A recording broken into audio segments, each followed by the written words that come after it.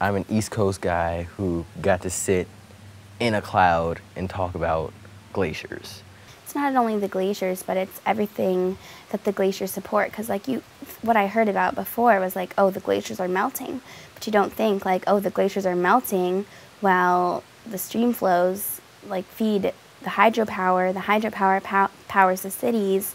I think that like learning about all the interconnections and how like one thing leads to another was probably the most interesting, at least for me. And how just a couple degrees of warmth can completely change the environment in which even like the bull trout or the rainbow trout can thrive. I've been here for a month and I've been seeing new stuff every day, and on every trip we've been going to a new place that seems really far away or different than the other, and we always see new things, and there's so much stuff here that all of a sudden like that little piece of the map seems a lot more important, and when you think of climate change affecting the whole world, it's really huge. And just about national parks is I've been to a lot, but it's always like I've kind of been to the visitor center and looked at like the main attraction kind of left. So I think we've actually gone out here and seen more of what this actually is. I didn't really know a lot about them beforehand. Like the goals of them I think are really cool, like, you know, protect and preserve and really bring people here, because like from me coming here and being with this group, like you can see why they'd want to do that, because I have built this like connection kind of, and if people come here I think that they'll definitely be impacted because it's such a beautiful place.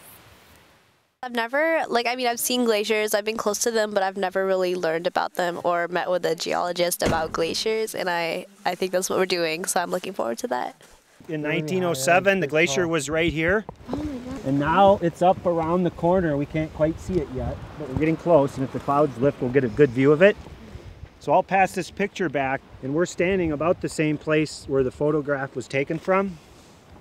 It shows that glacier sitting right here.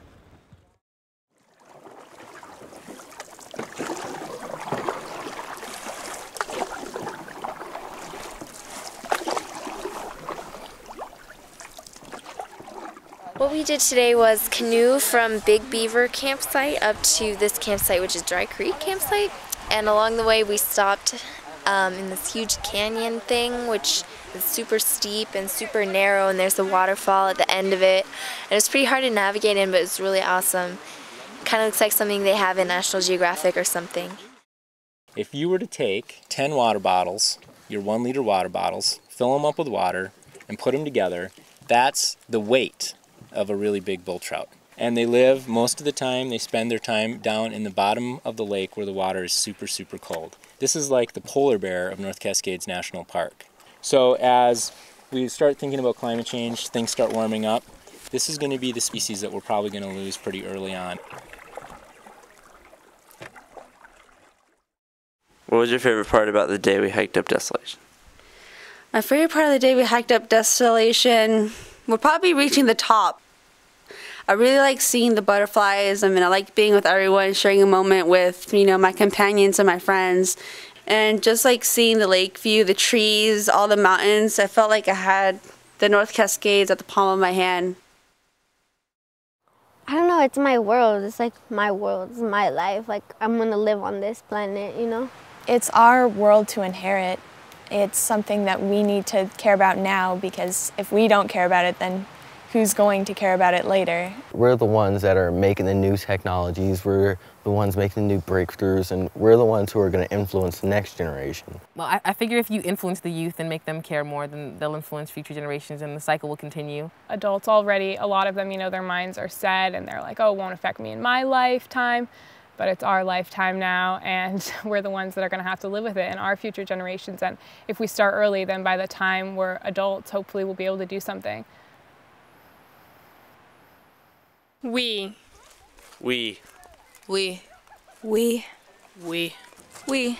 We. We. We. We. We. We. We.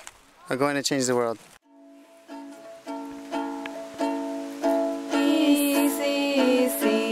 We'll be friends forever.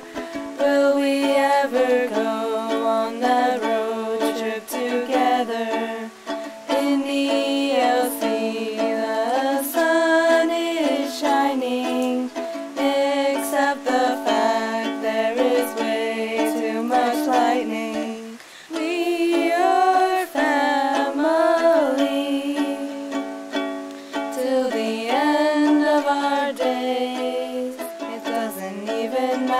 that we're going separate ways. Goodbyes are never easy, it's sad we have to part.